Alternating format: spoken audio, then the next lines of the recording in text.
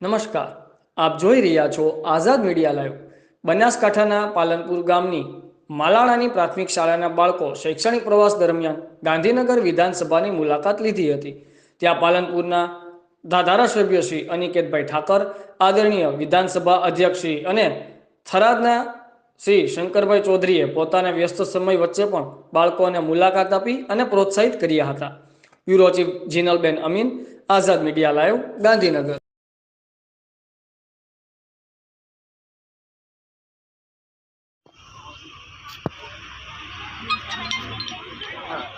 આપણા મત વિસ્તારના ધારાસભ્ય પાલનપુર